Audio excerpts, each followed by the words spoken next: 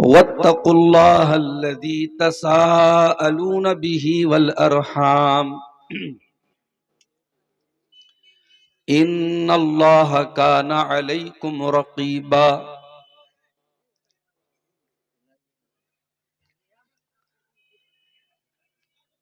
या अय्युहल्लज़ीना आमनुत्तकुल्लाह वक़ूलू क़ौलन सदीदा युस्लिह लकुम अअमालकुम व यग़फिर लकुम ज़ुनूबकुम वमन युतिइल्लाह व रसूलहू फ़क़द फ़ाज़ फ़ौज़न अज़ीमा। अम्मा बाद फ़इन्न खैरल हदीस किताबुल्लाह व खैरल हदी हदी मुहम्मदिन सल्लल्लाहु अलैहि वसल्लम व शर्रल उमूरि मुहदसातुहा व कुल्ल मुहदसतिन बिदअह व कुल्ल बिदअतिन दलालह व कुल्ल दलालतिन फिन्नार। अऊज़ु बिल्लाहि मिनश शैतानिर रजीम।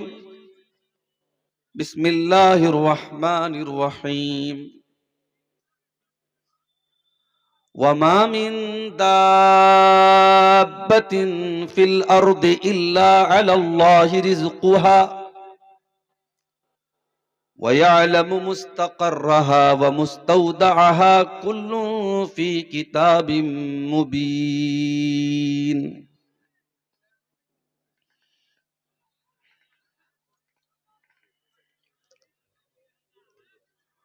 होठों को रम्ज़ अश्के रवा को जुबान दे, होठों को रम्ज़ अश्के रवा को ज़बान दे। आंखें मेरी नमाज पढ़े दिल अजान दे, आंखें मेरी नमाज पढ़े दिल अजान दे।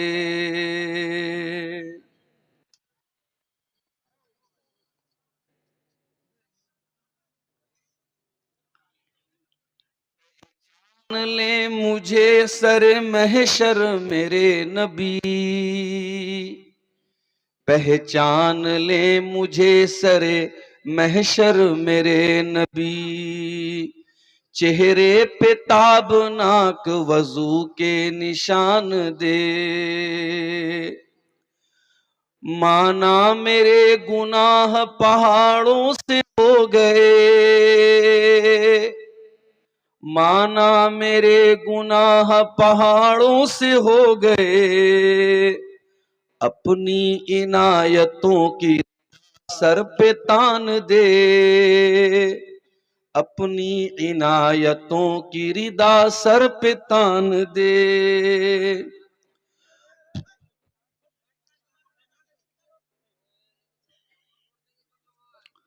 फूलों से मेरी जिंदगी महकी रहे सदा,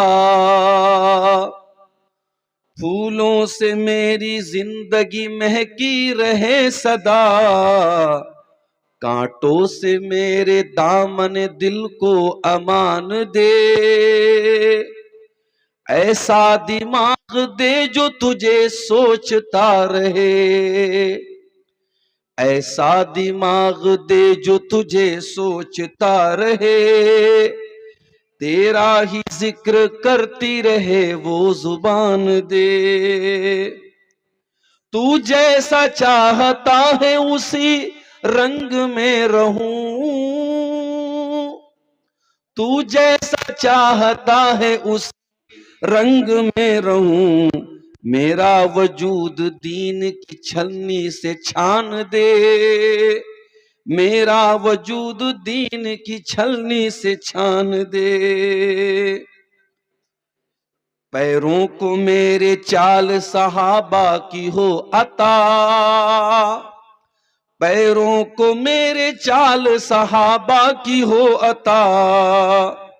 हाथों में मुझको तर्ज़े नबी की कमान दे, दुनिया को बेच बेच के उक़बा खरीद लूं, दुनिया को बेच बेच के उक़बा खरीद लूं, ताजिर बना कुछ ऐसा कुछ ऐसी दुकान दे, हर बार तेरे बाब असर तक पहुंच सके, या रब मेरी दुआओं को ऐसी उड़ान दे, मैदान कारज़ार में उतरा है तेरा शाद, फातिह बना उसे के शहीदों की शान दे। सदर मोहतरम, उलमाए किराम, मोहतरम बुजुर्गों, नौजवान साथियों, माओ और बहनों, प्यारे बच्चों, आज का ये प्रोग्राम हमारे अजीज दोस्त और आपके इलाके के बंगला जुबान के जाने माने वक्ता शेख शीश मोहम्मद खातिर साहब ने बहुत पहले मुझसे लिया था, और शायद कभी ऐसा हुआ था कि इस गांव में एक मर्तबा और भी मुझसे टाइम लिया गया, लेकिन मैं नहीं पहुंच पाया किसी मजबूरी की वजह से। लेकिन आज के इस प्रोग्राम के लिए हमारे खातिर साहब ने बहुत ताकीद के साथ मुझसे वक्त लिया था, और मैंने जब ये कंडीशन लगाई कि मैं तकरीर करके जल्दी निकल जाऊंगा, 12 बजे तक चला जाऊंगा, और शेख उस पर भी तैयार हो गए। बाद में हालात कुछ ऐसे बने कि मुझे रात में रुकने का मेरा प्लान हो गया, तो फिर टाइम का मसला नहीं रहा, 12 बजे के करीब मुझे आपके सामने बिठाया ही गया है। जब मेरे पास वक्त होता है तो फिर कोई मसला नहीं, आप 12 बजे बिठाएं, 1 बजे बिठाएं। हालांकि मेरी अगर आप अपनी चॉइस पूछें, सीमांचल के जलसों में अगर आप मुझसे पूछें कि अब्दुल गफ्फार साहब आप कब बोलना चाहते हैं, मैं कहूंगा मुझे 11 बजे आप टाइम दे दीजिए। 12 के बाद मैं क्या बयान करूं क्या ना बयान करूं, मैं खुद चक्कर में पड़ जाता हूं। ठंडी का मौसम है, आप हजरात को घर भी जाने की जल्दी है, फिर नींद भी आ रही है। अब ऐसे माहौल और ऐसे मौसम में कहीं 12 बजे, कहीं 1 बजे, कहीं 1:30 बजे माइक पर बैठना और फिर तकरीर करना बहुत मुश्किल काम है मेरे भाई। मैं बहुत शुक्रगुजार हूं आज की इस जलसा कमेटी का, बड़ी मेहनतों के साथ उन्होंने ये आज का प्रोग्राम मुनक्किद किया है, और मुझसे पहले आपने बंगला जुबान की 2 तकरीरें सुनी। शेख खातिर साहब ने भी तकरीर की, उनके बाद शेख एहतशाम साहब ने भी बंगला जुबान में तकरीर की। मेरे बाद भी कोई मुनव्वर वो आसाम से आए हैं, कोई क्या नाम है, शेख इमदाद हमीदुल इस्लाम साहब आए हैं, वो भी बंगला जुबान में बोलेंगे। तो ले दे करके उर्दू वक्ता मैं ही हूं। अब आपने थाकबेन तो आमी बोलबो, और आपने भागबेन तो आमी नाम बो। तो थोड़ी बहुत बंगला, चूंकि आप लोगों के यहां रह के शेरशाबादी समाज में आते जाते और आपका जो झोल वाला गोश्त खाते खाते थोड़ी बहुत बंगला तो हम भी बोलने लगे भाई, काम चलाओ। तो आज हमारी जो तकरीर का टॉपिक है, वो टॉपिक बहुत अहम है, बहुत महत्वपूर्ण है, बहुत इंपॉर्टेंट है, और हर आदमी से रिलेटेड है। कोई ये नहीं कह सकता कि मुझसे इसका संबंध नहीं है या मुझे इस टॉपिक की जरूरत नहीं। क्या है टॉपिक? टॉपिक ये है कि हम जो रोजी रोटी कमाते हैं, जाहिर है हर आदमी रोजी रोटी कमा रहा है। मुझसे किसी ने बताया कि इस गांव में कई सलफी उलमा है जो बनारस से, हमारे मादर इल्मी जामिया सलफिया बनारस से उन्होंने तालीम हासिल की है और सरकारी जॉब उनकी लगी, बहुत अच्छी बात है। बहुत सारे उलमा का टारगेट यही होता है, हम बीएड कर लें, हम जो है बीटीसी कर लें, और हम जो है डीएलएड कर लें, और हमें कोई सरकारी जॉब मिल जाए। भाई क्यों आदमी सरकारी जॉब चाह रहा है? ताकि उसकी रोजी रोटी का मामला सेटल हो जाए। कोई मजदूरी कर रहा है, कोई मखाने की खेती कर रहा है, कोई धान की खेती कर रहा है, कोई दुकान लगाए हुए है। क्यों कर रहा है इंसान? ताकि उसको उसको और उसके बाल बच्चों को चैन की रोजी रोटी मिले। रोजी रोटी का मसला इंसान की जिंदगी का बुनियादी मसला है। अब सवाल यह है कि रोजी रोटी में बरकत क्यों नहीं हो रही है? यही पैसा कल भी लोग कमाते थे, आज भी कमा रहे हैं। कल कमाने वाले कम थे, खाने वाले ज्यादा थे, परिवार सुखी रहता था, सुकून से चलता था। आज बाप भी कमा रहा है, बेटे भी कमा रहे हैं, पूरा परिवार मेहनत कर रहा है, लेकिन घर में शांति नहीं है, घर में सुकून नहीं है, घर में बरकत नहीं। ये बरकत कैसे आएगी? ये रोजी रोटी में बरकत कहां से आएगी? उसका तरीका क्या है? उसका फार्मूला क्या है? यही आज का हमारा टॉपिक है। लेकिन इससे पहले कि मैं अपने विषय पर आऊं, अपने टॉपिक पर आऊं, कुछ बेसिक बातें आपको बता देना चाहता हूं।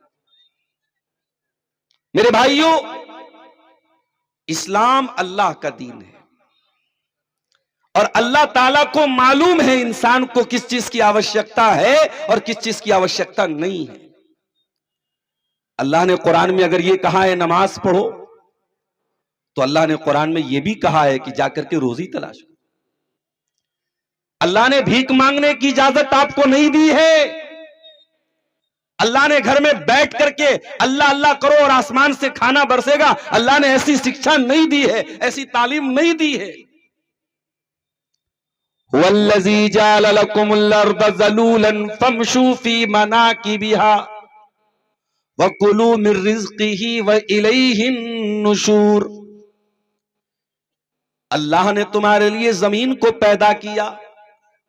हुवल्लज़ी जाल लकुमुल अर्द ज़लूला, उसने जमीन को सफर करने के काबिल बनाया, चलने के काबिल बनाया। फमशू फी मनाकिबिहा, तो ऐ मेरे बंदो, तुम जमीन के कोने कोने का चक्कर लगाओ, तुम जमीन में दौड़ो, तुम जमीन में मेहनत करो, तुम जमीन में राउंड करो। वकुलू मिर रिज़्क़िही, और अल्लाह की रोजी को खाओ। पता ये चला, अल्लाह की रोजी को खाने के लिए मूवमेंट करना पड़ेगा, हिलना पड़ेगा, मेहनत करना पड़ेगा। आपको बैठे बिठाए रोजी मिलने वाली नहीं है मेरे प्यारे साथी। आज जुमा का दिन है, हमारी हफ्ते की ईद होती है जुमा के दिन, हमारा साप्ताहिक त्योहार है जुमा के दिन। जुमा के दिन हम जुमा की नमाज पढ़ते हैं।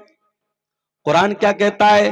या अय्युहल्लज़ीना आमनू इज़ा नूदिया लिस्सलाति मिन यौमिल जुमुआ फस्अऊ इला ज़िक्रिल्लाह व ज़रुल बैअ ज़ालिकुम खैरुल लकुम इन कुंतुम तालमून। ऐ ईमान वालो, जब जुमा के दिन जुमा की अजान हो जाए तो तुम सारा कारोबार छोड़ दो, सारा व्यापार छोड़ दो, सारा काम धंधा छोड़ दो और मस्जिद की तरफ जाके दौड़ो, अल्लाह के जिक्र की तरफ जाके दौड़ो, नमाज पढ़ो जुमा की। यही तुम्हारे हक में बेहतर है। फैज़ा कुदियतिस सलाह, और जब ये नमाज खत्म हो जाए, जब ये नमाज पूरी हो जाए, अल्लाह ये नहीं कह रहा है कि जुमा का दिन है, अब तुमने जुमा की नमाज पढ़ ली, अब छुट्टी मना लो, अब आराम कर लो। फरमाया नहीं, फैज़ा कुज़ियतिस सलातु फंतशिरू फिल अर्दी वब्तगू मिन फज़लिल्लाह।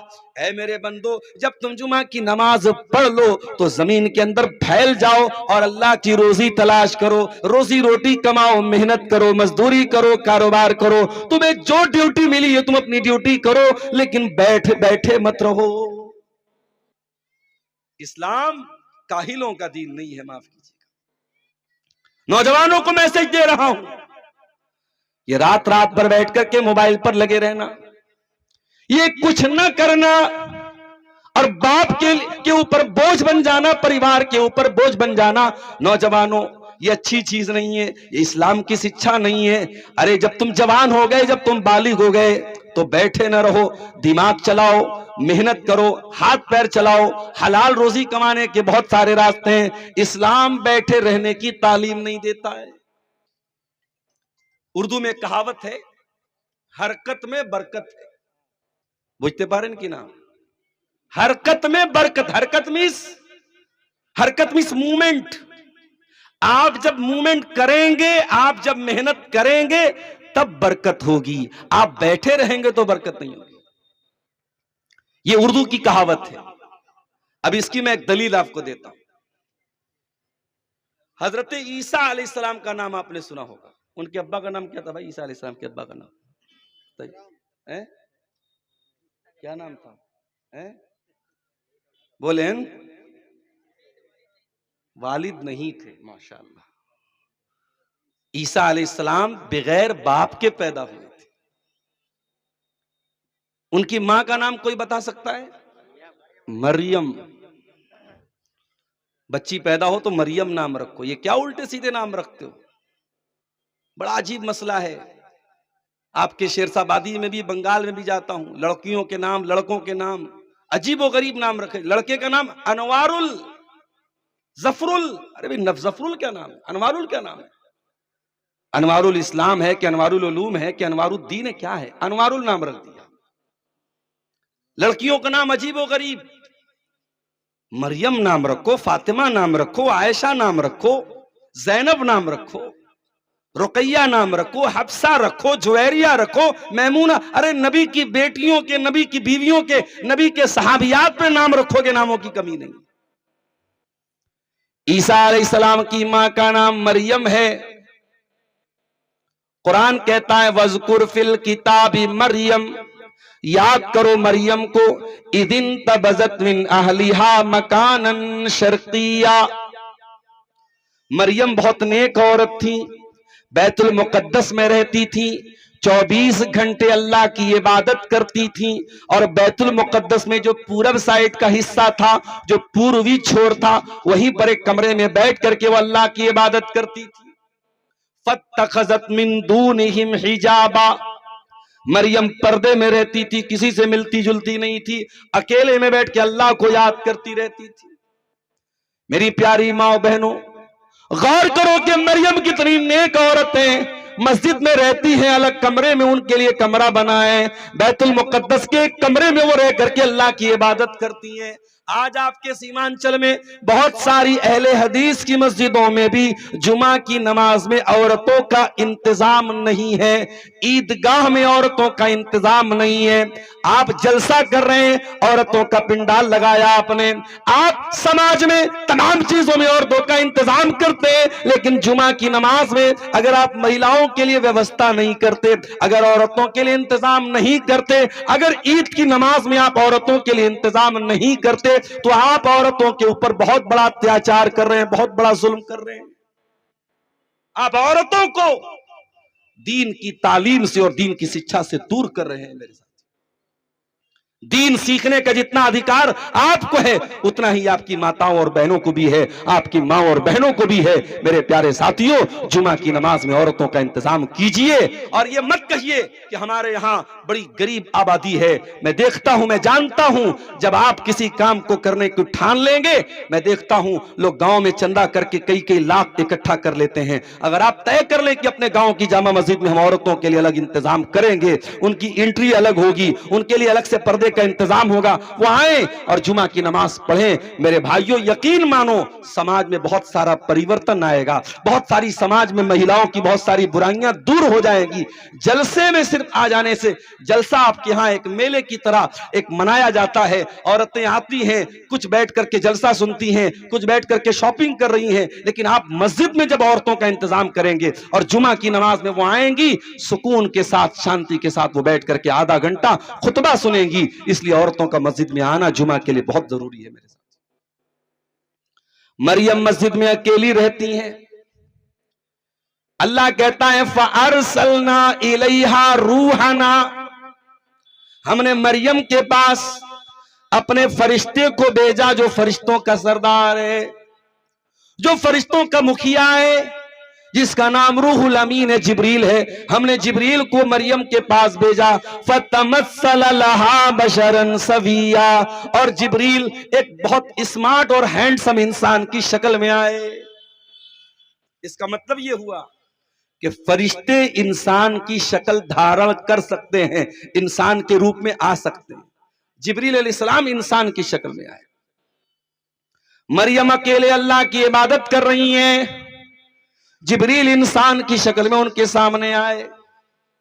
एक औरत, अकेली औरत एक मर्द को देखती है, उसकी फीलिंग क्या हो सकती है, उसका एहसास क्या हो सकता है। क़ालत इन्नी अऊज़ु बिर्रहमान मिनका इन कुन्त तक़िया। मरियम कहती है, ऐ अल्लाह के बंदे, मैं रहमान की पनाह चाहती हूँ, मैं अल्लाह की पनाह चाहती हूँ। अगर तू मुत्तकी आदमी है, अगर तू अल्लाह से डरने वाला है, मेरे करीब मत आना, मुझे छूने की कोशिश मत करना। इज्जतदार औरत अपने शरीर तक किसी और को पहुंचने नहीं देती। मेरी माँ और बहनों, माफ कीजिएगा, आज का समाज बुराइयों में सर से पैर तक लथपथ है। अब तो हालात वो हो चुके हैं कि आज हमें पाक और साफ लड़के और लड़कियों को चिराग लेके ढूंढना पड़ रहा है। समाज उस लेवल तक पहुंच चुका है, समाज उस स्टेज तक पहुंच चुका है कि शायद कोई लड़का ऐसा मिले जिसका कोई लड़की के साथ रिलेशन ना हो, शायद कोई लड़की ऐसी मिले जिसका कोई बॉयफ्रेंड ना हो। समाज उस लेवल पर पहुंच चुका है मेरे साथ। हरामकारी और ज़िनाकारी और बदकारी ने समाज को इस लेवल तक पहुंचा दिया है कि आज पाक दामन लड़की और लड़कियों को चिराग लेके ढूंढना पड़ेगा। अपनी बहनों को एक पैगाम देना चाहता हूं। आजकल चल रहा है प्यार और मोहब्बत के नाम पे बहुत कुछ चल रहा है, मगर याद रखना, कोई इंस्टाग्राम पे आके प्यार का इकरार करे, कोई व्हाट्सएप पर आकर के मोहब्बत का इकरार करे, कोई स्नैपचैट पे आके आई लव यू लिख दे, तुम धोखा मत खा जाना मेरी बहनों। ऐ मेरी कौम की बेटियों, ऐ मेरी कौम की बहनों, मैं तुम्हें बड़े प्यार के साथ ये पैगाम देना चाहता हूं, जो तुमसे मोहब्बत करेगा वो जिना करके तुम्हें जहन्नम में लेके नहीं जाएगा। जो तुमसे मोहब्बत करेगा वो तुमको नौकरानी नहीं महारानी बनाएगा, और महारानी से मिलने के लिए उसके प्रोटोकॉल को अपनाना पड़ता है, उसके पीए से मिलना पड़ता है, उसके सेक्रेटरी से मिलना पड़ता है।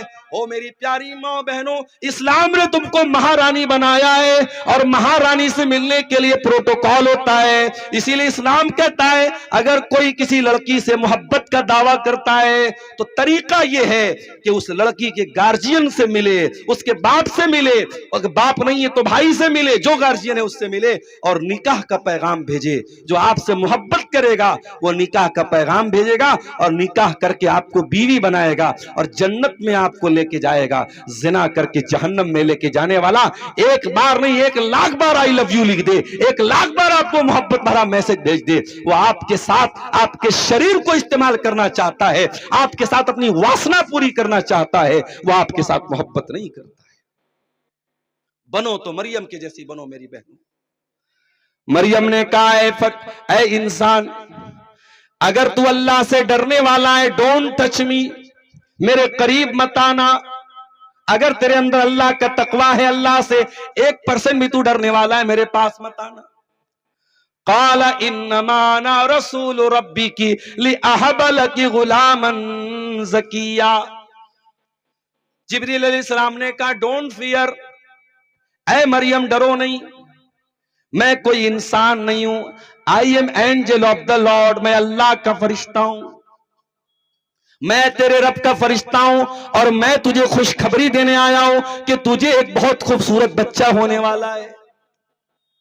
कालत अन्ना यकूनु ली गुलाम, मरियम कहने लगी मुझे बच्चा कहां से होगा, मैं अनमैरिड हूं, मैं कुंवारी हूं, मेरी शादी नहीं हुई है। वलम यमससनी बशर, मुझे किसी इंसान ने टच भी नहीं किया है। वलम अकु बगिया, मैं कोई बदचलन औरत नहीं हूं, मैं कोई बदकिरदार औरत नहीं हूं, मैं कैसे मां बन सकती हूं।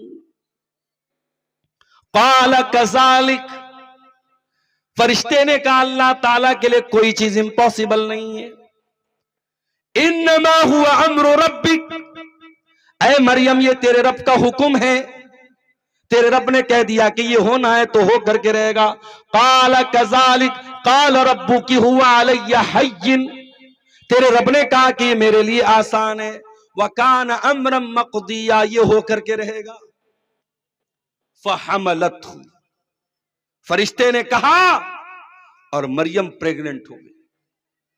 अल्लाह के हुक्म से मरियम के पेट में ईसा अलैहिस्सलाम हमल की शक्ल में उनके पेट में पहुंच गए। मरियम प्रेग्नेंट हो गई।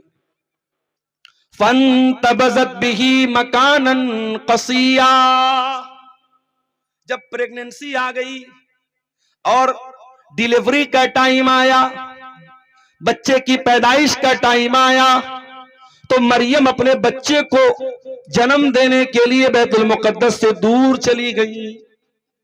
जब दूर चली गई तो हजरत मरियम सोचने लगी ये बच्चा पैदा होगा, समाज मुझको ताना मारेगा, मुझको बदचलन कहेगा, मुझको कैरेक्टरलेस कहेगा, मुझे हराम की औलाद की मां कहेगा, मेरे दिल पर क्या गुजरेगी।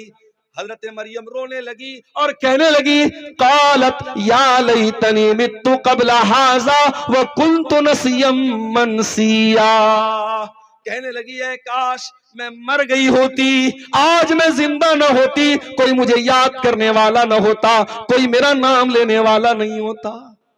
अल्लाह, जो औरत पाकदामन होती है उससे अपनी इज्जत का इतना ख्याल होता है। मरियम ने कुछ गलत काम नहीं किया है, मगर मरियम को अपनी इज्जत का ख्याल है कि कल समाज क्या बोलेगा। कहती है कि काश मैं मर गई होती। फनादाहा मिन तहतिहा अल्लाह तहज़नी कद जअल रब्बुकी तहतकी सरिया, अल्लाह के फरिश्ते ने आवाज दी ऐ मरियम डरो नहीं, तुम्हें बच्चा पैदा होगा, तुम्हें कोई परेशानी की जरूरत नहीं है। और डिलीवरी के टाइम तुमको पानी चाहिए, तुम कमजोर न हो जाओ, पानी की जरूरत पड़ेगी। जरा नीचे देखो, अल्लाह ने पानी की नहर जारी कर दी, मरियम के लिए नहर जारी हो। उसके बाद अल्लाह कहता है वह हुज़्ज़ी इलैकी बिजिज़्इन नख़ला, और ऐ मरियम इस पेड़ की टहनी को तुम हिलाओ, इस पेड़ की टहनी को तुम हरकत दो, इस पेड़ की टहनी को तुम हिलाओ। आपके ऊपर ऐ मरियम, आपके ऊपर ताजा ताजा खजूरें गिरेंगी। मरियम डिलीवरी का टाइम, और आप जानते हैं कि डिलीवरी के टाइम औरत को बहुत दर्द होता है, औरत बहुत पेन में होती है, बहुत दर्द में होती है, बहुत कमजोर होती है। और दुनिया के हर समाज में जब औरत को डिलीवरी का टाइम आता है तो उसको ताकत की चीजें खिलाई जाती हैं। आप क्या भी खिलाई जाती होंगी, हमारे यहाँ बनारस में भी कुछ मेवा वगैरह डाल करके बनाते हैं, कुछ चीजें औरतों को देते हैं। आप क्या भी देते होंगे, शेरशाबादियों में भी देते होंगे। वो औरत की कमजोरी का टाइम होता है। ऐसी कमजोरी के टाइम अल्लाह क्या कह रहा है, ऐ मरियम पेड़ की पत्ती को हिलाओ तो ताजा ताजा पकी हुई खजूर तुम्हारे ऊपर गिरेगी। ऐ अल्लाह, जब तू मरियम को खजूर देना ही चाहता है तो मरियम को इतनी तकलीफ देने की क्या जरूरत है। मरियम बेचारी तो कमजोर है, बच्चा पैदा होने वाला है। ऐ अल्लाह, एक प्लेट में रख करके खजूर आ जाती तो क्या हो जाता। अल्लाह ने सबक दिया, नहीं मेरे बंदे, हम मरियम को ये सबक दे रहे हैं कि ऐ मरियम जब तू पेड़ को हिलाएगी तब खजूर गिरेगी, बैठे बिठाए तुझको खजूर मिलने वाली नहीं है। हरकत में बरकत। जब मरियम ने खजूर को हिलाया तब जाकर के खजूर पकी हुई जमीन पे गिरी। अच्छा, आपके यहां तो खजूर की खेती नहीं होती होगी कि होती है? खजूर की खेती कहां होती है? रेगिस्तानी इलाके में होती है। और खजूर पकती कब है? मई जून में पकती है। और अल्लाह क्या कह रहा है, ऐ मरियम जब तू पेड़ को हिलाएगी तो पकी हुई खजूर गिरेगी। इसका मतलब यह हुआ कि ईसा अलैहिस्सलाम कब पैदा हुए? मई जून की गर्मी में पैदा हुए। लिहाजा ईसाई जो उनका जन्मदिन कब मनाते, बोलो भाई?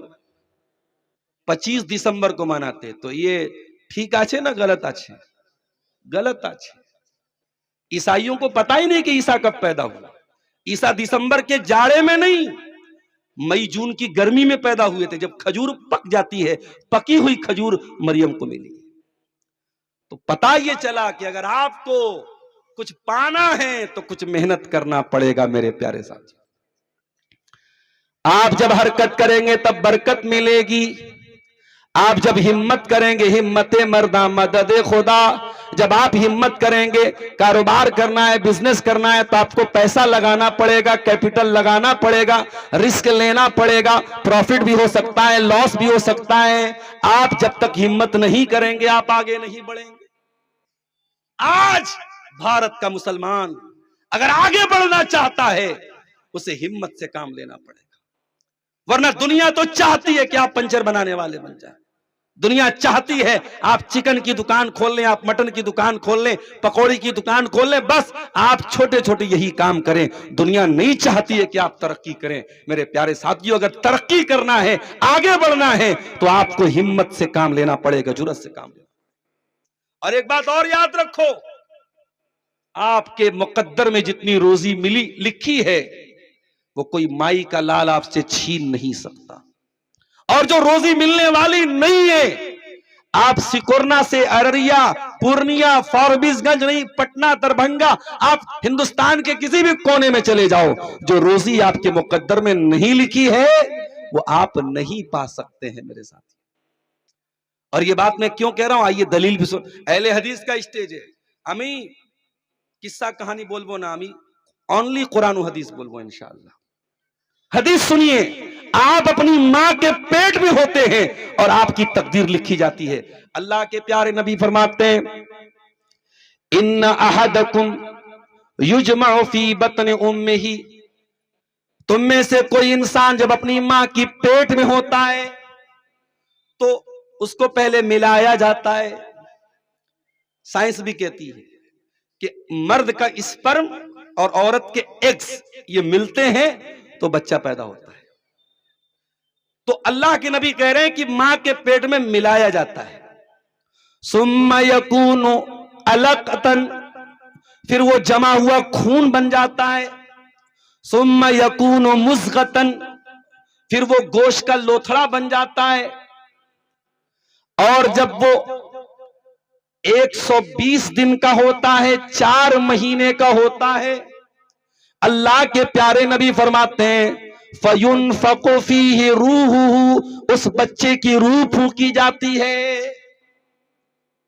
अब मुझे नहीं मालूम कि मेडिकल साइंस क्या बोलती है, लेकिन अल्लाह के नबी की हदीस पर हम ईमान रखते हैं। नबी ने फरमाया बच्चा मां के पेट में 4 महीने का होता है तो रूह फूंक दी जाती है। अब मसला सुन लो, अगर बच्चा मरा हुआ पैदा है और 4 महीने के बाद पैदा हुआ है, जनाजे की नमाज पढ़ी जाएगी क्योंकि रूह फूकी जा चुकी है।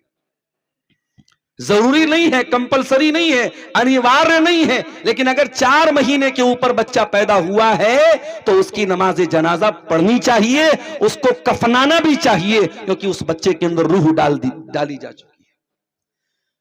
अभी एक सवाल आया था, एक बीमारी होती है, गालिबन मैं भूल रहा हूं उसका नाम, एसिनोफेलिया होता है। एसिनोफेलिया क्या होता है? बच्चा जो मां के पेट में होता है ना, उसका दिमाग सही नहीं होता। बच्चा पैदा होता है, उसका दिमाग सही नहीं काम करता। इस बीमारी को एसिनोफेलिया बोलते हैं, बड़ी खतरनाक बीमारी होती है। ऐसा बच्चा अगर पैदा होता है, मां बाप के लिए बहुत बड़ी आजमाइश बन जाता है।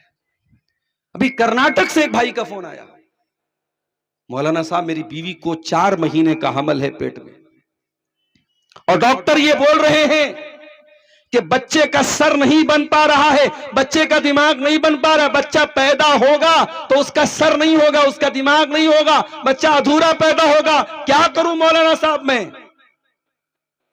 मैंने जब इस मसले पर रिसर्च की, तहकीक की, मुताला किया तो उलमा ने यही बात लिखी है कि अगर बच्चा 4 महीने के अंदर का है और डॉक्टर की रिपोर्ट बता रही है कि बच्चा पैदा भी होगा तो मरा हुआ पैदा होगा, या बच्चे की पैदाइश से मां को खतरा होगा, तो 4 महीने के अगर पहले का हमल है तो उसको इस्कात किया जा सकता है, उसको मां के पेट में खत्म किया जा सकता है मां की जान बचाने के लिए, जब ये कंफर्म हो कि बच्चा मरा हुआ ही पैदा हो। लेकिन अब अगला जुमला सुनिएगा, अगर बच्चा 4 महीने के ऊपर का हो चुका है, मां के पेट में 4 महीने के ऊपर का हमल हो चुका है, तो चूंकि उसके अंदर रूह डाली जा चुकी है, अब उलमा कहते हैं बहुत खतरनाक बात है, अब उसे मां के पेट में उसको इस्कात करना, खत्म करना, ये तभी जायज है जब बहुत आखिरी स्टेज हो और ये यकीन हो कि बच्चा जिंदा नहीं रह सकता है और बच्चे की डिलीवरी का कोई चांस नहीं है, और डिलीवरी होगी तो मां की जान को खतरा होगा, तभी बच्चे का एबार्शन किया जाएगा, वरना आम हालात में बच्चे को मां के पेट में 4 महीने के बाद तो किसी भी हालत में मां खत्म नहीं किया जा सकता। अल्लाह अकबर। अब वो साहब बताने लगे कि मौलाना डॉक्टर ये बोल रहा है कि 4 महीने के ऊपर का हो चुका है, 5 महीने का हो चुका है और अब बच्चा पैदा करना ही पड़ेगा। अब बेचारे सोचो, एक बाप के लिए, एक मां के लिए कितनी तकलीफ की बात है। कहा 5 महीने का बच्चा हो चुका है, अब डॉक्टर कह रहा है हम 5 महीने में डिलीवरी करेंगे, बच्चा पैदा होगा, हो सकता है पागल हो सकता है सर ही ना हो सकता है दिमाग ही ना हो। मैंने कहा मेरे भाई अब कोई रास्ता नहीं है, आप डॉक्टर जो कह रहा है और भी डॉक्टरों से समझ लो, अगर यही रास्ता है तो पैदाइश होने दो, बच्चा अगर जिंदा पैदा हुआ, सही सलामत पैदा हुआ, अल्लाह का शुक्र अदा करना, अगर मरा हुआ पैदा हो तो सब्र कर लेना, अगर पागल पैदा हो आजमाइश समझ लेना, उस बच्चे को बहरहाल जिंदा रहने का आपको उसे मारने का कोई अधिकार नहीं है।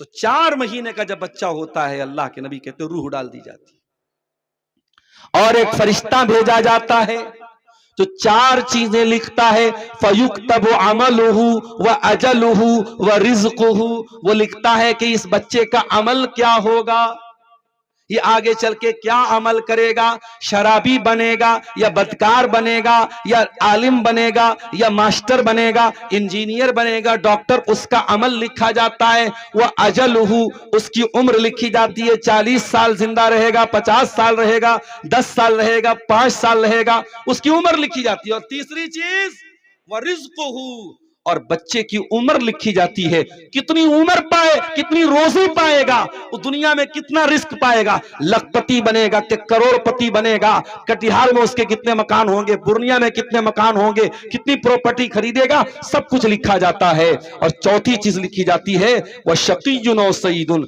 कि वो बच्चा बदबख्त होगा या खुशबख्त होगा, वो जन्नती होगा या जहन्नमी होगा। ये सब कुछ कब लिखा जाता है, जब बच्चा अपनी मां के पेट में है। मेरे प्यारे साथियों, इसका मतलब ये हुआ अभी हमने दुनिया में जन्म नहीं लिया था, अभी हम दुनिया में नहीं आए थे, अभी मां के पेट में थे और हमारी रोजी लिखी जा चुकी थी। क्यों हाय तौबा मचाते हो मेरे प्यारे साथियों, जितनी भी मेहनत कर लो, मेहनत करो, मैं मेहनत से मना नहीं करता, लेकिन अगर हराम रास्ता भी अपनाओगे तुम तो अपनी मुकद्दर से ज्यादा रोजी तुम नहीं पा सकते हो, जितनी रोजी तुम्हारे मुकद्दर में लिखी उतनी मिल करके रहेगी। इसीलिए अल्लाह कुरान के 12वें पारे की पहली आयत में कहता है, वमा मिन दाब्बतिन फिल अर्ज़ि इल्ला अलल्लाहि रिज़्क़ुहा, जमीन के ऊपर जितने चौपाए हैं, जितने इंसान हैं, जितने जानवर हैं, सबकी रोजी रोटी हमने अपने जिम्मे ले ली है। इंसान को भी रोजी देने वाले हम, हैवान को भी रोजी देने वाले हम, जितने जानदार हैं सबको रोजी देने वाले हम हैं। इस दुनिया में बहुत सारे ऐसे जानवर हैं जो अपाहिज होते हैं, बहुत सारे ऐसे जानवर हैं जो अपने घोंसले में पड़े रहते हैं, बहुत सारे ऐसे जानवर हैं वो मेहनत नहीं कर सकते, लेकिन अल्लाह उनको भी खिला रहा है। वमा मिन दाब्बतिन फिल अर्ज़ि इल्ला अलल्लाहि रिज़्क़ुहा, दुनिया में जितने भी जानदार हैं सबकी रोजी रोटी अल्लाह देता है। तो रोजी रोटी देने वाला कौन है? अल्लाह है। ये पहली बुनियादी बात याद रखो मेरे साथ। दूसरी बात, अगर किसी को ज्यादा पैसा मिला है तो जरूरी नहीं है कि वो अल्लाह की नजर में अच्छा हो, और कोई गरीब है तो जरूरी नहीं है कि वो अल्लाह की नजर में बुरा हो। अबू लहब के पास बहुत पैसा था, नबी का चचा था अबू लहब, बहुत पैसे वाला था, बहुत स्मार्ट था, बहुत हैंडसम था। ओ दुनिया वालों, तुमने तो हैंडसम होने को, खूबसूरत होने को मेयार बनाया है, तुमने पैसे को मेयार बनाया है, तुमने खानदान को मेयार बनाया है। अबू लहब के पास तीनों चीजें हैं, खानदान भी बहुत बड़ा है, नबी का चचा है, अब्दुल मुत्तलिब का बेटा है, हाशिम का पोता है, बहुत खूबसूरत भी है, बहुत पैसे वाला भी है। लेकिन कुरान क्या कहता है, तब्बत यदा अबी लहब व तब, अबू लहब हलाक हो गया और अबू लहब ने जो कुछ कमाया था वो सब बर्बाद हो गया। तब्बत यदा अबी लहब, अबू लहब के दोनों हाथ बर्बाद हो गए। मा अगना अनहु मालुहु व मा कसब, न माल कोई काम आया न कमाई किसी काम आई। तो दौलत का ज्यादा होना मेरे प्यारे साथियों, ये जरूरी नहीं कि अल्लाह के यहां आपको उत्तम बना दे, अच्छा बना दे। अल्लाह का सिस्टम है दुनिया में, नहनु कसमना बैनहुम मईशतहुम फिल हयातिद दुनिया, हमने अपने बंदों की रोजी रोटी को बांटा है। किसी को लखपति बनाया, किसी को करोड़पति बनाया, कोई महलों में रहता है, कोई झोपड़ी में रहता है, कोई लाख रुपया रोजाना कमाता है, कोई 100 रुपये के लिए भी मेहनत करता है, कोई टाली चला रहा है, कोई रिक्शा चला रहा है, कोई बेचारा मकान बना रहा है, लेबर का काम कर रहा है, कोई कंप्यूटर पर बैठ के लाखों करोड़ों कमा रहा है। मेरे प्यारे भाइयों, ये रोजी रोटी अल्लाह ने अपने जिम्मे ली है। रोजी रोटी की बुनियाद पर कोई अच्छा नहीं, कोई बुरा नहीं, हर इंसान मेहनत करे, स्ट्रगल करे, संघर्ष करे, लेकिन ये ना समझे कि जो पैसे वाला है वही बहुत इज्जत वाला है और जो गरीब है वो अल्लाह की नजर में हकीर है। ऐसा नहीं है। अल्लाह की नजर में अगर इज्जत का कोई मेयार है, पैसा नहीं है। अल्लाह की नजर में इज्जत का मेयार आपका तकवा है, आपकी दीनदारी है। मेरे प्यारे साथी, वक्त बड़ी तेजी से आगे बढ़ रहा है और हमारा जो टॉपिक है अभी हमने शुरू भी नहीं किया, जो बहुत अहम टॉपिक है कि रोजी में बरकत कैसे मिलेगी। आइए शुरू करते हैं। सबसे पहली चीज, अगर रोजी में बरकत चाहिए, अपने अंदर तकवा पैदा करो, अल्लाह का डर पैदा करो।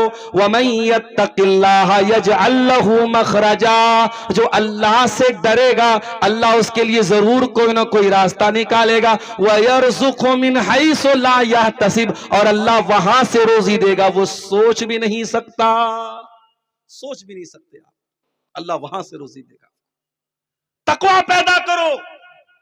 आप अगर गुनाह के काम करेंगे, शराब पिएंगे, ज़िना करेंगे, झूठ बोलेंगे, गीबत करेंगे, अपने हाथों से दूसरों को तकलीफ पहुंचाएंगे, फिर आप ये उम्मीद मत रखिए अल्लाह बरकत देगा आपको।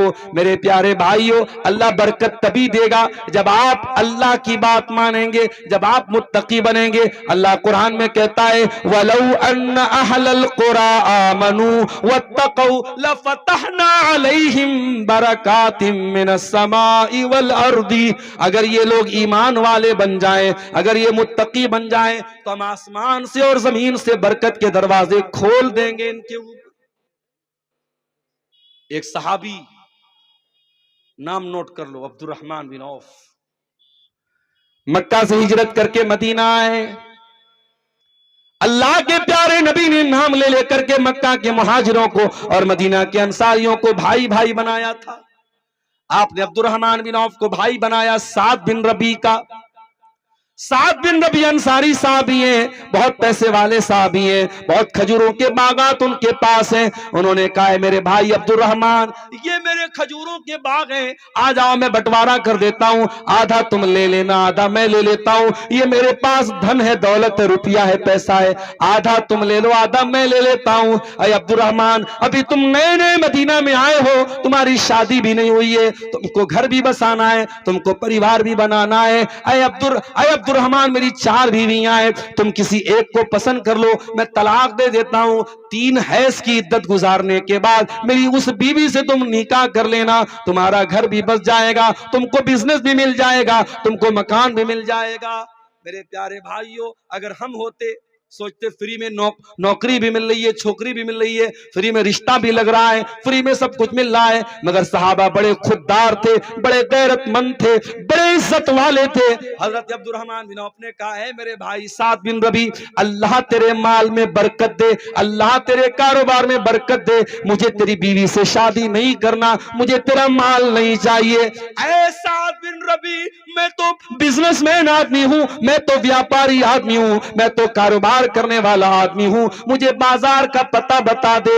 हजरत अब्दुर्रहमान को बाजार का पता बताया गया और उन्होंने पनीर का और घी का कारोबार शुरू किया और पहले छोटे पैमाने पर शुरू किया, फिर अल्लाह ने बहुत बरकत दी, उनको करोड़पति हो गए और शादी करते हैं और शादी को बीवी को मेहर में खजूर की गुठली के बराबर सोना अपनी बीवी को मेहर में देते हैं। इसका मतलब यह हुआ कि अगर आप सच्चे दिल के साथ, ईमान के साथ, नेक नियति के साथ, अगर तकवा के साथ काम करेंगे, अल्लाह ताला जरूर आपको रोजी रोटी देगा मेरे साथियों, अल्लाह बरकत देगा आपको। जब आपकी जिंदगी में तकवा ही नहीं होगा, जब आपकी जिंदगी गुनाहों से भरी होगी, तो कुरान क्या कहता है, ज़हरल फसादु फिल बर्रि वल बहरी बिमा कसबत ऐदिन नास। मेरे बंदो, जमीन में जहां पर भी तुमको बिगाड़ नजर आ रहा है, तबाही नजर आ रही है, वो तुम्हारे अपने करतूतों का नतीजा है। और आगे बढ़िए, बरकत हासिल करने का दूसरा रास्ता, इस्तिगफार पढ़िए कसरत से अल्लाह ताला से तौबा कीजिए, अपने गुनाहों पर अल्लाह से माफी मांगिए, बार बार अल्लाह के सामने अपने गुनाहों का इकरार कीजिए कि अय अल्लाह मैं बहुत गुनहगार हूं, बहुत गुनाह किए हैं मैंने, अय अल्लाह तू मेरे गुनाहों को माफ कर दे। इसको उर्दू में भी बोल सकते हैं, इसको बंगला में भी बोल सकते हैं, और अरबी में बोलेंगे तो क्या बोलेंगे, अस्तगफिरुल्लाह मिन कुल्लि ज़ंबिन व अतूबु इलैहि। इसी को इस्तिगफार बोलते हैं, इसी को तौबा बोलते हैं। और अल्लाह के नबी फरमाते हैं, मन लज़िमल इस्तिगफारा, जो बार बार इस्तिगफार करेगा, अल्लाह ताला हर तंगी से निकलने का रास्ता उसको देगा और ऐसी जगह से रोजी देगा वो सोच भी नहीं सकता। इमाम हसन बसरी के पास एक आदमी आया, उसने कहा, इमाम साहब शादी के कई साल हो गए, औलाद नहीं हो रही है, कहा जाओ इस्तिगफार करो। दूसरा आदमी आया, इमाम साहब बारिश नहीं हो रही, सूखा पड़ा है, उन्होंने कहा जाओ इस्तिगफार करो। तीसरा आया, इमाम साहब नदी नाले सूख गए, पानी की बड़ी किल्लत हो गई है, फरमाया जाओ इस्तिगफार करो। चौथा आया, कहा इमाम साहब मेरे बागों में फल पैदा नहीं हो रहे हैं, बाग सूख गए मेरे, कहा जाओ इस्तिगफार करो। इमाम हसन बसरी के शागिर्दों ने पूछा, इमाम साहब क्या बात है, हर आदमी के सवाल के जवाब में वही जवाब दे रहे, इस्तिगफार करो इस्तिगफार करो। फरमाया मैं ये जवाब अपनी तरफ से नहीं दे रहा हूं, ये कुरान का बताया हुआ जवाब है, ये कुरान का बताया हुआ नुस्खा है। कुरान के 29वें पारे में अल्लाह फरमाता है, हजरत नूह अलैहिस्सलाम अपनी कौम से कहते हैं, फकुल तुस्तगफिरू रब्बकुम इन्नहु काना गफ्फारा। हजरत नूह अलैहिस्सलाम अपनी कौम से कहते हैं, ऐ मेरी कौम के लोगों, तुम अल्लाह से इस्तिगफार करो, तुम अल्लाह से अपने गुनाहों की माफी मांगो, अल्लाह बहुत माफ करने वाला है। युरसिलिस समाअ अलैकुम मिदरारा, जब तुम अल्लाह से इस्तिगफार करोगे, अल्लाह आसमान से जोरदार बारिश नाजिल फरमाएगा। वयुमदिदकुम बिअमवालिन व बनीन, और अल्लाह तुमको माल भी देगा और औलाद भी देगा। वयजअल लकुम जन्नातिन वयजअल लकुम अनहारा, और अल्लाह ताला तुम्हें बागात भी देगा और अल्लाह ताला तुम्हें नदियां और नहरें भी देगा। तो ये दूसरा नुस्खा है मेरे साथ, इस्तिगफार कीजिए कसरत से, अल्लाह आपको रोजी रोटी में बरकत देगा। रोजी रोटी में बरकत हासिल करने का तीसरा तरीका, नमाज की पाबंदी कीजिए। नमाज का बड़ा गहरा ताल्लुक है रोजी रोटी से। जब आप पांचों टाइम की नमाज की पाबंदी करेंगे तो अल्लाह ताला आपसे राजी होगा, और जब अल्लाह ताला आपसे राजी होगा तो आपको किसी और का मोहताज नहीं बनाएगा। इसीलिए अल्लाह कुरान में कहता है, वअमुर अहलका बिस्सलाती वस्तबिर अलैहा, अपने घर वालों को नमाज का हुक्म दो और खुद भी नमाज की पाबंदी करो। ला नसअलुका रिज़्का, और ए नमाज पढ़ने वाले तू ये मत समझना कि हम नमाज के जरिए तेरी रोजी रोटी का नुकसान करना चाहते हैं, हम तुझसे रोजी नहीं मांगते। नहनु नरज़ुकुका, हम तो खुद तुझको रोजी देते हैं। हमारा क्या हाल है, दुकान खोल के बैठे, अजान हो रही है हय्या अलस सलाह की, हमारी दुकान चल रही है हम दुकान बंद करने को तैयार नहीं है, हमारा नुकसान हो जाए। हम बिजनेस कर रहे हैं, कस्टमर आ गया, नमाज को हमने किनारे कर दिया, पहले कस्टमर को देख रहे हैं। नमाज इतनी हकीर चीज है, इतनी मामूली चीज है?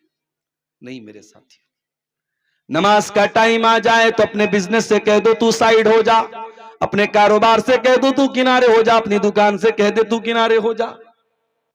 इसलिए कि अल्लाह के नेक बंदों की पहचान क्या है? फरमाया रिजालुल्लाह तुल्हीहिम तिजारतु वला बैउन अन जिक्रिल्लाहि व इकामिस सलाह। अल्लाह के नेक बंदे कारोबार तो करते हैं, बिजनेस तो करते हैं, मगर उनका कारोबार उनको नमाज से गाफिल नहीं करता, उनको अल्लाह के जिक्र से गाफिल नहीं करता। वह इकामिस सलाह, वो नमाज भी कायम करते हैं, वह ईताई ज़का, वो ज़कात भी देते हैं। यखाफून यौमन ततक़ल्लबु फीहिल क़ुलूब वल अब्सार।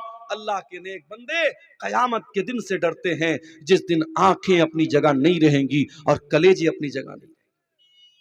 अभी आपने खबर सुनी, इंडिगो की 500 से ज्यादा फ्लाइटें कैंसिल हो गई एक दिन में। कितने लोगों को जाना है कहीं से कहीं। एक खबर तो आई कि एक लड़का लड़की की शादी होने वाली है, दुल्हा को दुल्हन के पास जाना है, शादी को पोस्टपोन करना पड़ा। कहीं किसी को एग्जाम देने जाना है, कहीं किसी को इंटरव्यू देने जाना है।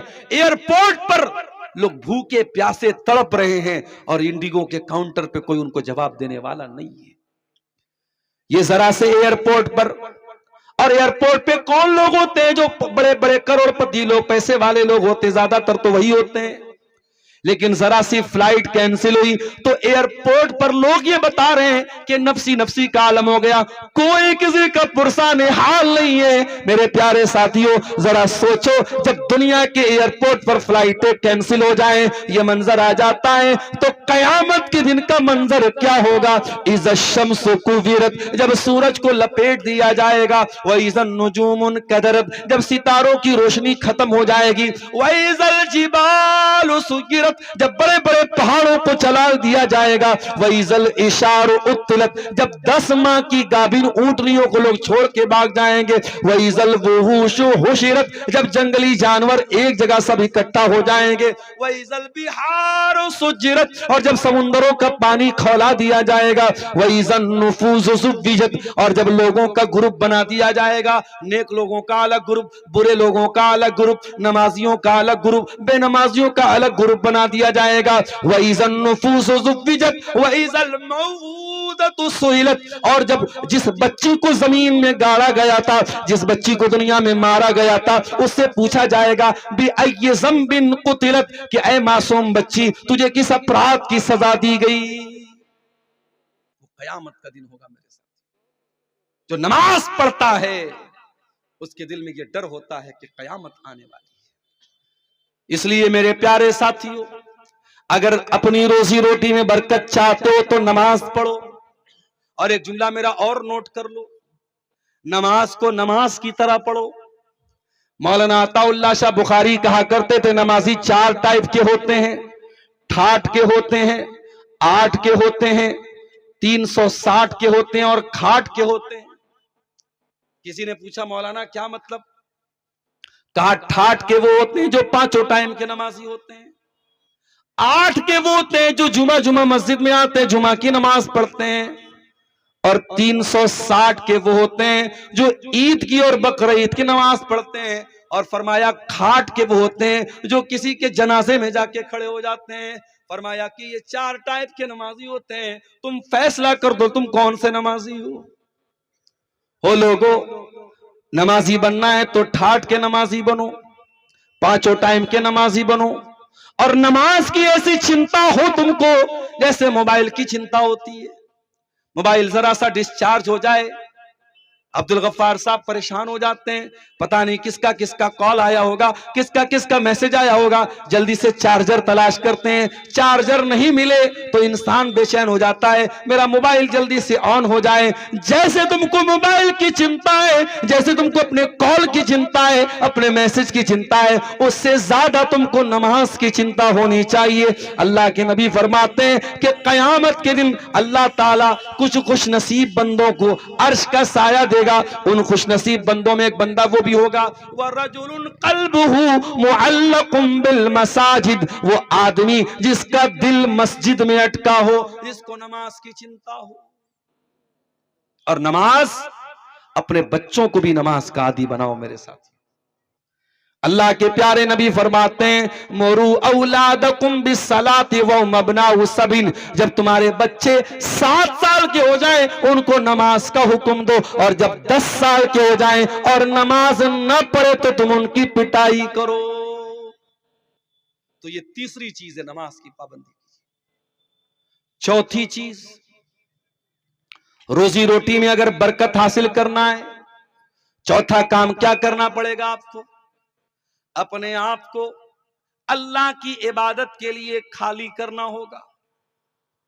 अल्लाह के नबी फरमाते हैं, अल्लाह ताला कहता है तफर्रग li इबादती, ऐ मेरे बंदे तू इबादत के लिए अपने आप को खाली कर दे। जब तू मेरी इबादत के लिए अपने आप को खाली कर लेगा, जब तू मेरी इबादत के लिए टाइम निकालेगा, तो ऐ मेरे बंदे मला तो सद्र का गिना, मैं तेरे दिल को मालदारी से भर दूंगा, मैं तुझे दिल का अमीर बना दूंगा, मैं तुझे दिल का मालदार बना दूंगा।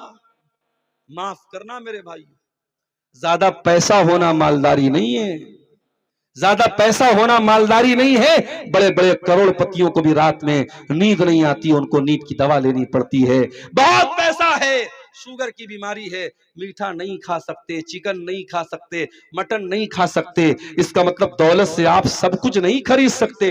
लिहाजा अल्लाह के नबी फरमाते हैं, लईसल गिना अन कसरतिल अर्ज़, ज्यादा पैसा होना और ज्यादा सामान होना ये मालदारी नहीं है। वलाकिन्नल गिना गिनन नफ्स, इंसान का दिल गनी हो, इंसान दिल से मालदार हो, ये असल मालदारी है। मेरे प्यारे साथियों, अल्लाह ताला कहता है तू मेरी इबादत के लिए अपने आप को खाली कर ले।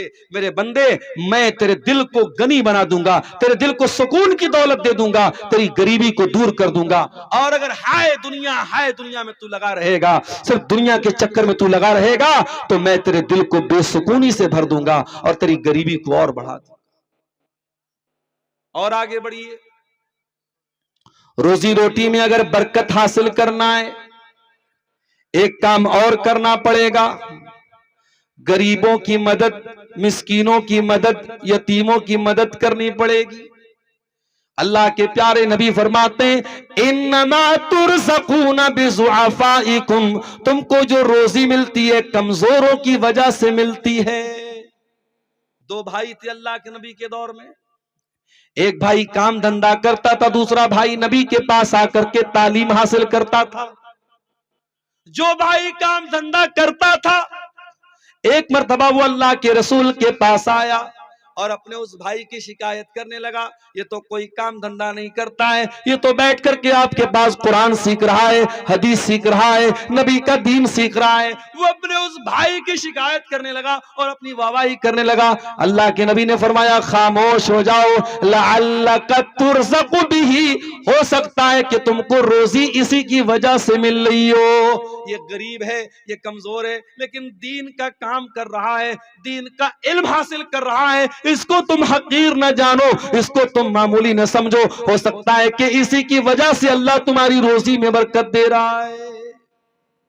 लिहाजा अगर दौलत में बरकत चाहिए तो वो वाला मिजाज मत बनाओ, चमड़ी चली जाए दमड़ी न जाए, वो मिजाज मत बनाओ। दौलत मिली है, गरीबों पर खर्च करो, यतीमों पर खर्च करो, भाइयों पर खर्च करो, माँ बाप पर खर्च करो मेरे प्यारे साथ। अल्लाह ताला कुरान में हमसे कहता है व अनफिकू मिम्मा रज़क़नाकुम मिन क़ब्ल अन यातिया अहदकुमुल मौत। मेरे बंदो तुम अल्लाह की राह में खर्च करो इसके पहले कि मौत आ जाए। फयकूल, और इंसान कहे रब्बी लौला अखरतनी इला अजलिन करीब, अय अल्लाह काश के तुम मुझे थोड़ी सी मोहलत दे दे, काश की थोड़ा सा टाइम दे दे। फ़असद्दक़, मैं सदका कर लूं, मैं खैरात कर लूं, व अकुम मिनस सालिहीन, और मैं भी नेक बन जाऊं। लेकिन मरने का टाइम आ गया तो अब एक मिनट की भी फुर्सत, आपको एक पल की फुर्सत भी नहीं मिलेगी। मेरे प्यारे साथियों, इससे पहले कि मौत आ जाए, जिंदगी में तंदुरुस्ती की हालत में अल्लाह के नबी ने फरमाया सबसे बेहतरीन सदका वो है जो इंसान व अंत सहीहुन शहीहुन, जो इंसान तंदुरुस्ती की हालत में करे, माल की मोहब्बत उसके दिल में है, उसको मालदारी की उम्मीद है, गरीबी का डर है, उस आलम में जो इंसान सदका खैरात करता है, अल्लाह को वो दान, वो पुण्य, वो सदका अल्लाह को। और आगे बढ़िए, रोजी रोटी में अगर बरकत हासिल करना है, लोगों को खाना खिलाइए, मेहमान नवाजी कीजिए। मेहमान नवाजी करने से भी घर में बरकत आती है। अल्लाह कुरान के 29वें पारे में कहता है, और आज जुमा का दिन था, आपने फजर की नमाज अगर पढ़ी होगी, फजर की नमाज में इमाम साहब ने दूसरी रकात में यह आयत आपको सुनाई होगी। अल्लाह फरमाता है वयुतइमून अत्तआम अला हुब्बिही मिस्कीनन व यतीमन व असीरा।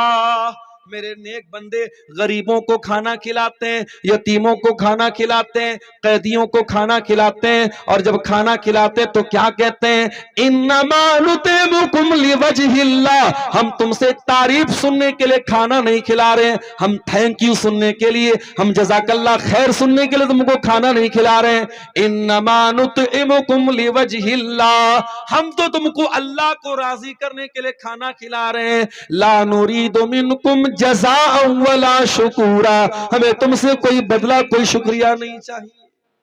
खाना खिलाओ लोगों को।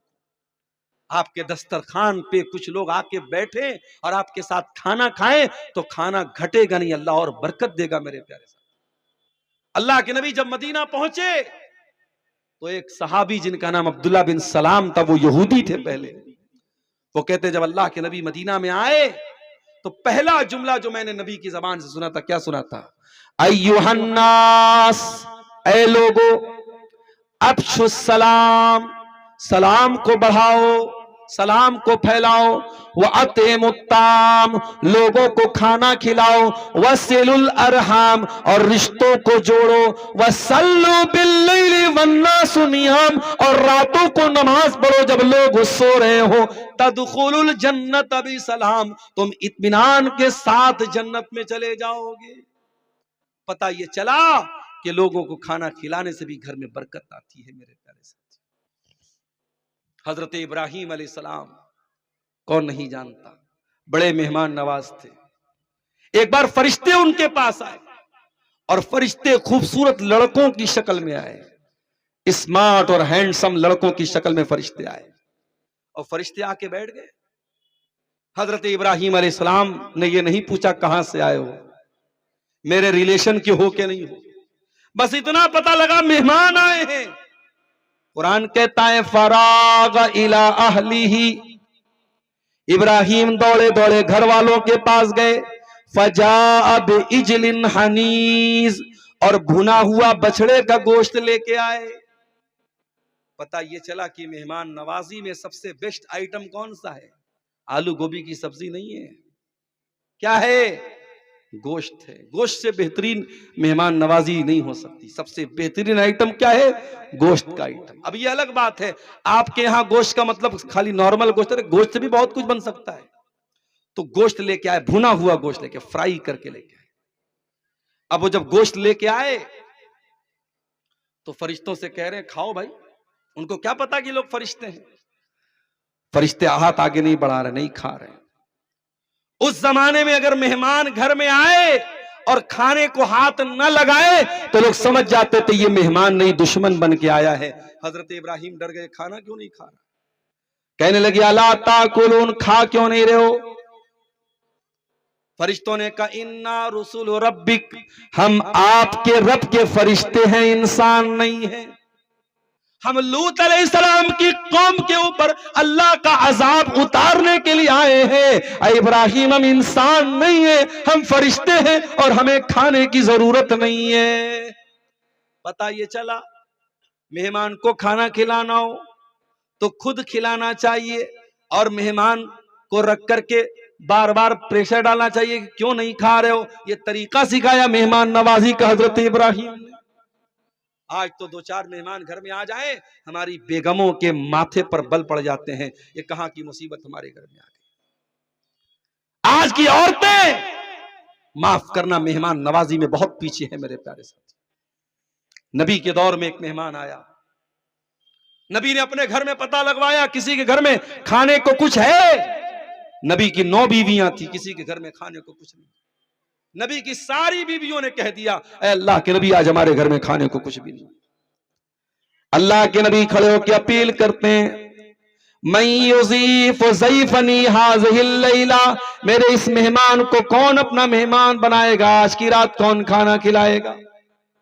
हजरत अबू तलहा खड़े हुए, ऐ अल्लाह के नबी, आपके मेहमान को मैं खाना खिलाऊंगा। घर आए, बीवी से कहा, है मेरी बीवी, मैं नबी के मेहमान को लेके आया हूं, नबी का मेहमान हमारा मेहमान बन के आया है, खाना निकालो। बीवी ने कहा थोड़ा सा खाना है, बच्चों के खाने भर का खाना है, बच्चे खाएंगे तो हम भूखे रहेंगे, हम खाएंगे बच्चे भूखे रहेंगे, मेहमान को कैसे खिलाएं। कहा एक काम करो, नबी का मेहमान लेके आया हूं, खाली पेट तो वापस नहीं कर सकता, एक काम ये करो, बच्चों को बहला फुसला के सुला दो, मैं मेहमान को लेके आता हूं, प्लेट मेहमान के सामने भी रख देना, मेरे सामने भी रख देना, मैं मेहमान सारा खाना मेहमान की प्लेट में डाल दूंगा, अपनी प्लेट खाली रख लूंगा और झूठ मूठ का मुंह चलाऊंगा, मेहमान समझेगा मैं भी खाना खा रहा हूं, मेरा मेहमान का पेट भर जाएगा, समझो हमारा पेट भर गया। अल्लाह। साहबी अबू तलहा मेहमान को लेके आए और इसी तरीके पर अमल किया, सारा खाना मेहमान की प्लेट में डाला और खुद की प्लेट को खाली छोड़ दिया, खुद भूखे रह गए, मेहमान को खाना खिलाया। अगले दिन सुबह जब अल्लाह के नबी के पास पहुंचे, अल्लाह के नबी ने फरमाया, ऐ अबू तलहा, तुम्हारे जैसे लोगों के बारे में कुरान की आयत नाजिल हो गई है, वयूसिरूना अला अनफुसिहिम वलौ कान बिहिम खसासा। अल्लाह के कुछ ऐसे बंदे भी होते हैं जो अपना हक कुर्बान करके दूसरों की मदद करते हैं। मेहमान नवाजी करो मेरे प्यारे साथ, इससे भी आपकी रोजी रोटी में बरकत आएगी। और आगे बढ़िए, रोजी रोटी में अगर बरकत हासिल करना है, अपने रिश्तेदारों का पता लगाइए। अगर आप सिकोरना में रहते हैं, अगर आपकी कुछ रिश्तेदारी प्राणपुर में, कुछ रिश्तेदारी कटिहार में है, कुछ रिश्तेदारी मनिहारी में है, आप अपने रिश्तेदारों को पता कीजिए, अगर उनको कोई जरूरत है उनकी जरूरत पूरी कीजिए, उनके सुख में काम आइए, दुख में काम आइए। इसको शरीयत में कहते हैं सिला रहमी। और जब आप सिला रहमी करेंगे तब आपकी रोजी रोटी में बरकत होगी। अल्लाह के प्यारे नबी फरमाते हैं, तअल्लमू मिन अंसाबिकुम मा तसिलून बिही अरहामकुम। ओ लोगो, अपने रिश्तेदारों के बारे में जाना करो, पहचाना करो। आप तो गांव के रहने वाले हैं, बनारस जैसे शहर की मैं बात करता हूं, और 2 कदम और आगे बढ़ो, आज कलकत्ता आप चले जाएं, आप दिल्ली चले जाएं, आप मुंबई चले जाएं, जो बड़े बड़े शहर हैं, मेट्रो सिटीज हैं, वहां बड़े बड़े फ्लैट में लोग रहते हैं। और एक फ्लैट में रहने वाला अपने पड़ोस के फ्लैट में कौन जिंदा हो रहा है, कौन पैदा हो रहा है, कौन मर रहा है, कौन आ रहा है, कौन जा रहा है, इससे कोई मतलब नहीं रखता है। शहरों की जिंदगी ऐसी होती है मेरे साथियों, किसी को किसी से कोई मतलब नहीं है। कौन मेरा रिश्तेदार है, किसके घर में मैयत पड़ी है, ना उसके जनाजे में जाते हैं, ना उसकी कफन दफन में शरीक होते हैं। इस्लाम की ये तालीम नहीं है मेरे प्यारे साथियों। जो आपके रिश्तेदार हैं, जो आपके करीबी लोग हैं, आप उनके सुख दुख में शामिल होइए, उनकी शादियों में जाइए, वो मर जाएं, उनका इंतकाल हो जाए, उनके जनाजे में जाइए और वहां जाकर के आप उनके काम आइए। इसको सिला रहमी बोलते हैं। और अल्लाह के नबी फरमाते हैं, जब तुम ऐसा करोगे उससे नतीजा क्या निकलेगा, उससे फायदा क्या मिलेगा? फ़इन्नहा महब्बतुन फिल अहली, इससे परिवार में मोहब्बत पैदा होगी। व मनसातुन फिल असरी, और तुम्हारे मरने के बाद भी तुम्हारा नाम जिंदा रहेगा। व मसरातुन फिल माली, और माल में बरकत होगी, पैसे में बरकत होगी। और आप एग्जाम्पल देख लीजिए, आप अपने गांव में देख लीजिए, कोई हाजी साहब थे, कोई सेठ जी थे, कोई गांव के मुखिया जी थे, बहुत गरीबों की मदद करते थे, आज मरने के बाद भी लोग उनको याद करते होंगे, लोग याद करते हैं। और जब आप अपने रिश्तेदारों के काम आएंगे तो वो रिश्तेदार आपको दुआएं देंगे, और वो दुआएं जब आपको देंगे मेरे प्यारे साथियों, तो अल्लाह आपके माल में बरकत देगा।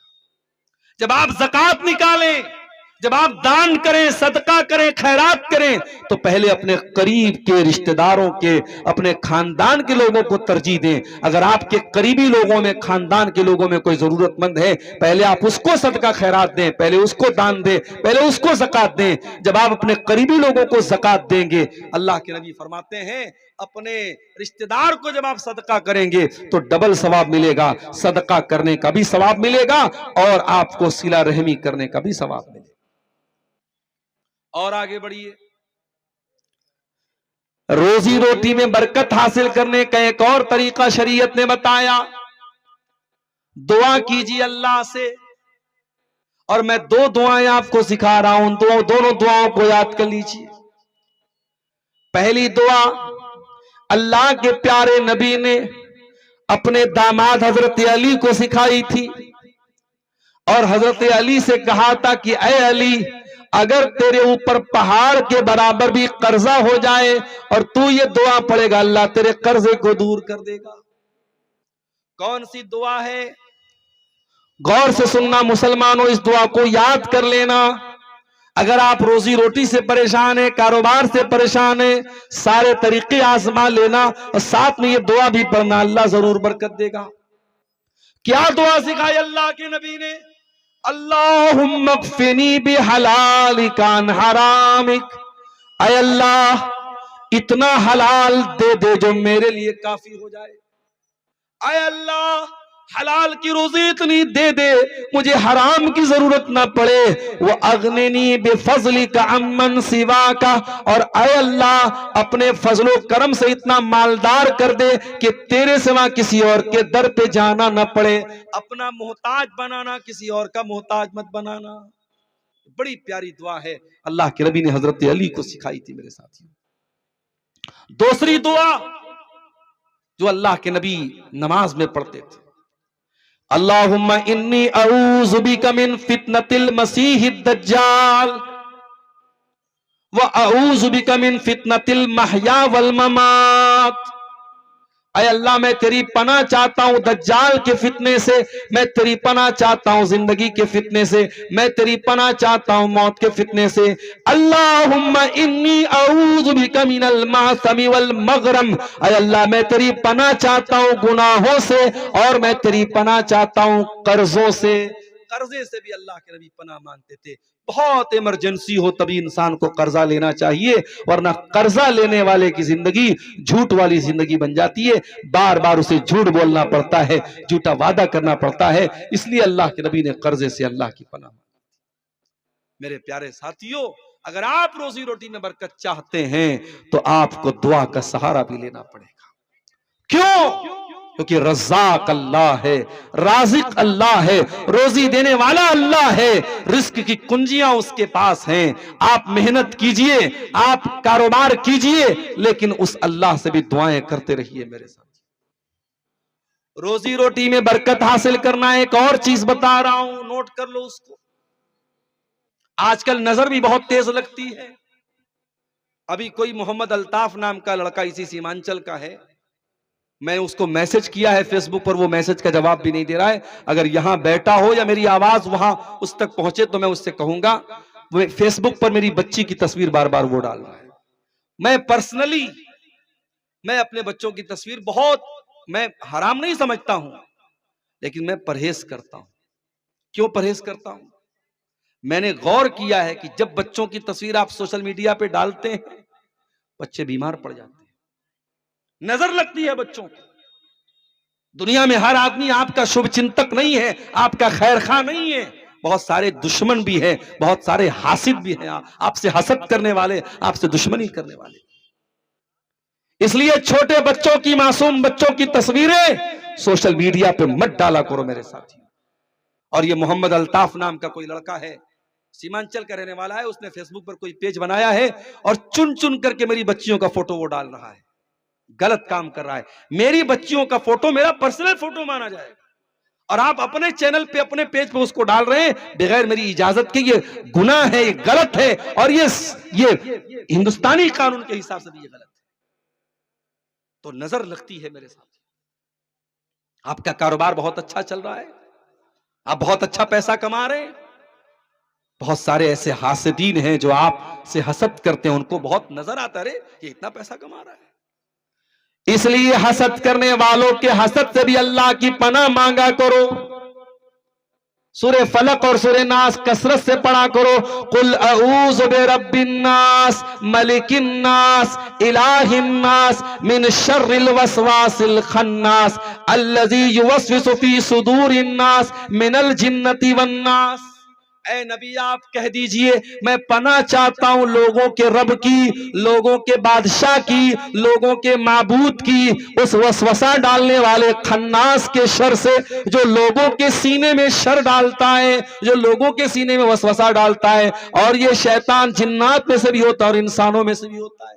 सूरे नास ये पढ़ा करो मेरे भाई, सूरे फलक पढ़ा करो। कुल अऊज़ु बिरब्बिल फलक, ऐ नबी आप कह दीजिए मैं पनाह चाहता हूं सुबह के रब की। मिन शर्रि मा खलक, हर उस चीज की बुराई से जो अल्लाह ने पैदा की है। व मिन शर्रि गासिकिन इज़ा वक़ब, और मैं अल्लाह की पनाह चाहता हूं रात की बुराई से जब रात छा जाए। व मिन शर्रि नफ़्फ़ासाति फिल उक़द, और जादू करने वालियों के शर से भी मैं अल्लाह की पनाह चाहता हूं, जो गिरे लगा लगा करके मंत्र पढ़ पढ़ के फूंक मारती है।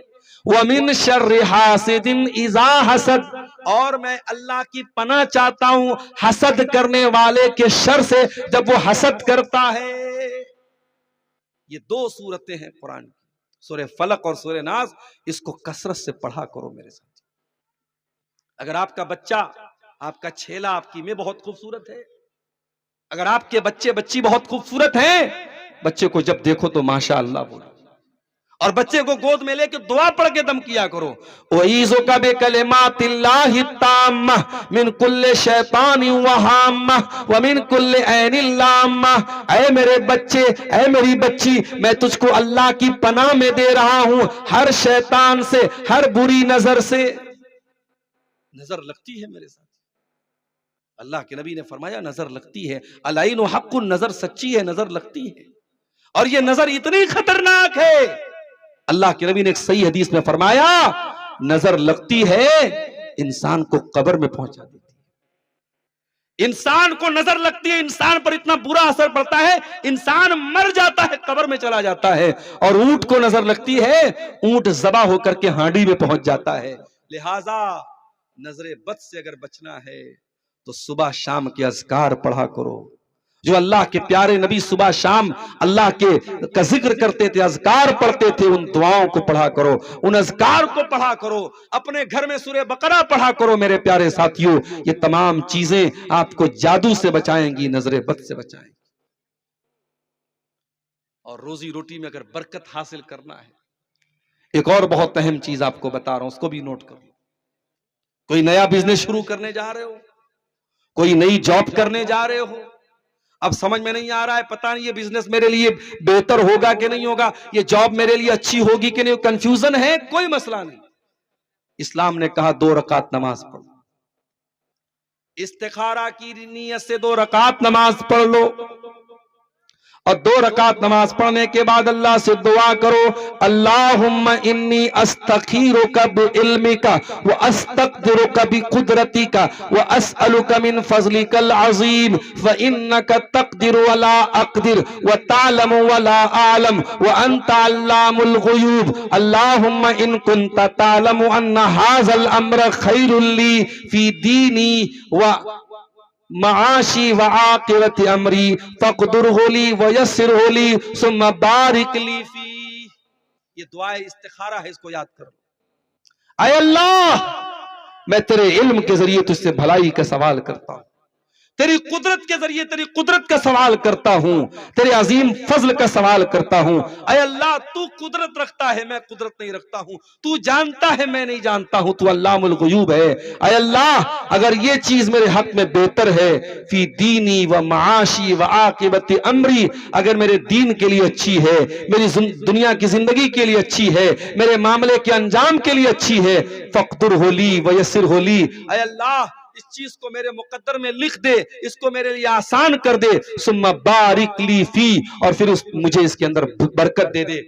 व इन कुंता तालमु अन्ना हाज़ल अम्र शर्रुल ली फी दीनी व महाशी व आकिबत अमरी, और अय अल्लाह, मैं जो दुकान खोलने जा रहा हूं, मैं जो कारोबार करने जा रहा हूं, मैं जो जॉब करने जा रहा हूं, अगर ये मेरे हक में बुरी है, फी दीनी, मेरे दीन के लिए बुरी है, व माशी, मेरी दुनिया की जिंदगी के लिए बुरी है, व आकिबत अमरी, मेरे अंजाम के लिए बुरी है, फसरिफ़ अन्नी वसरिफ़नी अन्हु, तो अय अल्लाह, तो मुझको इससे फेर दे, इसको मुझसे फेर दे।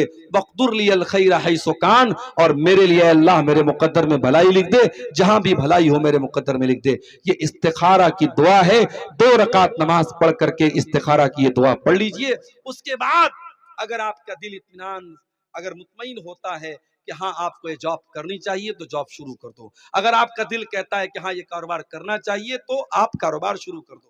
लेकिन अगर ये दुआ पढ़ने के बाद भी, और ये 2 रकात नमाज पढ़ने के बाद भी आपका दिल मुतमईन नहीं होता है, और ये दुनिया के किसी भी चीज में इस्तिखारा कर सकते हैं आप। अगर आपका रिश्ता कहीं लगा है, लड़की बहुत अच्छी है, लेकिन आपका दिल मुतमईन नहीं हो रहा है कि मुझे उस लड़की से शादी करना चाहिए कि नहीं करना चाहिए, वहां पर भी आप इस्तिखारा की नमाज पढ़ सकते हैं।